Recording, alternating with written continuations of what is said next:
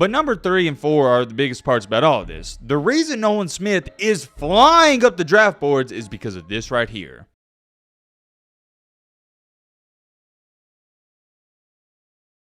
So with one Georgia player in Jalen Carter flying down the draft boards, on the other hand, there's another Georgia player who is flying up the draft boards, and he goes by the name of Nolan Smith. I don't want to go as too far as you saying this should shock people, because it shouldn't shock anybody. This guy was the #1 overall recruit coming out of high school, so there's always been the hype and potential. But what's catching some people, I guess I would say, off guard is, before the draft and during the college football season, he wasn't even regarded as a first-round pick. Me, myself, I've always been high on him. I always felt like he never got the recognition he deserved, and maybe a large reason for that is because he played on one of the best defensive teams of all time in Georgia. Maybe that's why all these scouts were overlooking him while he's at Georgia, but next thing we know, he goes to the draft combine and he absolutely dominates. When it comes to some of the biggest winners from the draft combine, nobody helped themselves out more than Nolan Smith. I believe, if I'm not mistaken, he ran a 4.44 40-yard dash, and on top of that, he was on the leaderboards for every other category as well. But here's the real question, and it's what we're going to try to figure out in today's video. Just how high is he going to go? We're going to talk all of that, and real quick, before we get into today's video, y'all know I'm a big SEC fan. I'm from Alabama. I just want to say my thoughts and prayers are going out to everybody in Arkansas. For those of you that have no idea what I'm talking about, literally, as to when I'm speaking and when you're watching this video, they are dealing with a tornado outbreak. It is very bad to say the least, and I believe in some cities and counties are currently under a tornado emergency. It's not looking good, man, and all these tornadoes are happening right outside of Little Rock. I don't believe they've rated these tornadoes, but man, just looking at these videos I'm showing you right here, they look powerful. And as a kid, I've always been intrigued by the weather, and especially tornadoes. They fascinate me the most. But as cool and as mesmerizing as these videos are, the one downside to it is people are losing their houses and much worse things. As far as it goes for the tornadoes themselves, what is there to say? You see them right here. I'm not trying to be funny or disrespectful when I say this, but I'm not going to sit up here and go, man, guys, look at that tornado just completely rampaged that house. Like, no, that is somebody's actual house, and now they don't even know what to do with their life. There's thousands of pictures, but I'm just going to show you a couple right here. I mean, look at the damage these tornadoes cause. It's unreal. And then this video clip, I'm going to show you, Matt wrote a clip. And I can see mile, like this whole neighborhood's destroyed.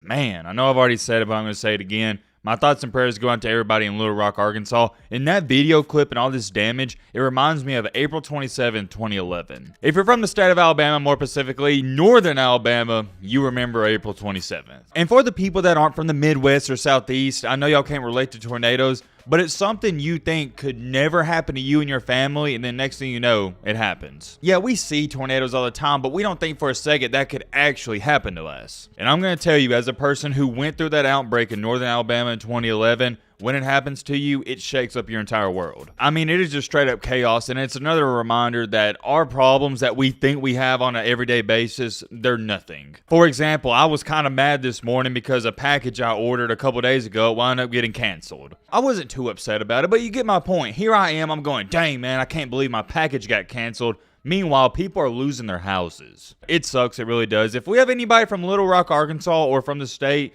let me know how y'all are doing in the comments section. I would love to show you more videos and talk more about the tornadoes, but this ain't the weather channel. You guys don't care about that, or at least I don't think you care whatsoever. We're here for sports. Recently, as you can see right here, one of the favorite landing spots for Mr. Nolan Smith is at number 10 to the Philadelphia Eagles. If I was an Eagles fan, I would be jumping for joy if I got Nolan Smith at number 10. This is a perfect pickup. He's an absolute stud, and the way it's looking, they really like him, and he really likes them. He recently visited them as well and said, quote unquote, the Eagles seem like a perfect fit for him. Pretty interesting. Now, you may be wondering, okay, Matt, why is this guy flying up the draft boards? What's going on? Well, number one, he dominated the NFL Combine, and number two, he looks like he can play in the NFL tomorrow. But number 3 and 4 are the biggest parts about all of this. The reason Nolan Smith is flying up the draft boards is because of this right here. Unlike Jalen Carter, there are 0 red flags about Nolan Smith. He has great character. And what I mean by that is you know exactly what you're going to get out of Nolan Smith 100%. You're going to get a great kid with a great mindset. He's disciplined, motivated. He checks off all the boxes. With his counterpart, Jalen Carter, who a lot of people aren't so high on anymore,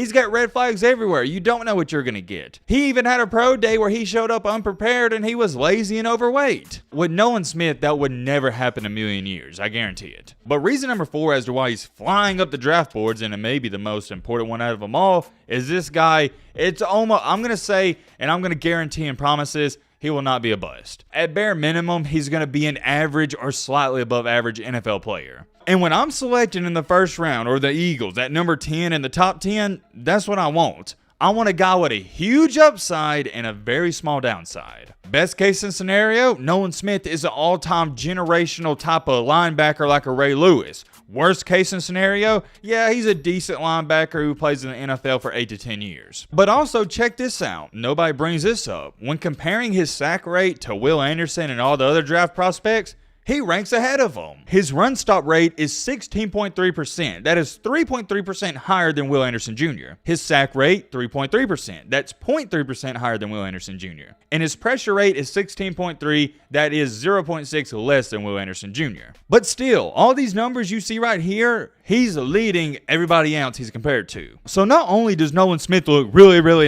good on paper, he looked really good at the combine. And when you turn on the tape and watch what he did at Georgia, he's even better. I really don't want to label a linebacker as a can't miss, but Will Anderson Jr. and Nolan Smith are about as close to a can't miss you're going to see in this draft. I mean, seriously, I'm going to ask you guys a question. Do you really think Will Anderson Jr. and Nolan Smith are going to flop in the NFL? I don't. I'm going to ask you another question with Jalen Carter. Do you think Jalen Carter's going to flop in the NFL? I guarantee you at least 2 out of 10 people are going to say yes. My point is, if you asked 100 people, is Nolan Smith going to flop in the NFL? Maybe 5 would say yes. On the contrary, if you ask 100 people if Jalen Carter's going to flop in the NFL, I think 10 or 15 would say yes. But at the end of the day, and I mean the very end of the day, here's what it comes down to, at least to me. The dude can play. Y'all know how I feel about this stuff. I'm all about the eye test. Ballers ball, and this guy can ball. That might have been the corniest thing I've ever said in my life, but you get what I'm trying to say. If I go to a local rec league and I see a kid score 40 points, I'm not going to sit up here and go, yeah, well,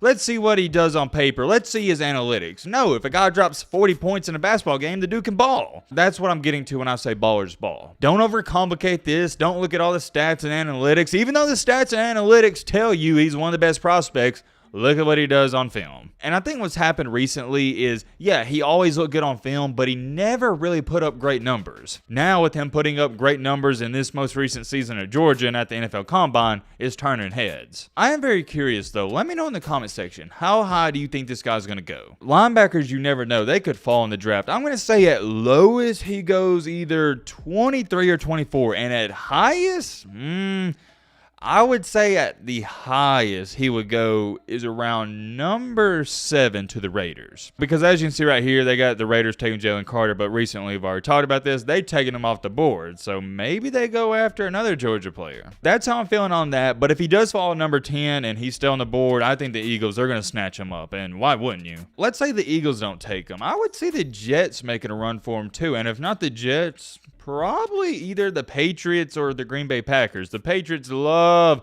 their linebackers in Georgia and Alabama players. I'm going to say I'm very comfortable with putting him around that 15 to 7 range, but he could fall as low as 23, 24. Let me know your thoughts on Nolan Smith and where you would take him. I am very curious. But,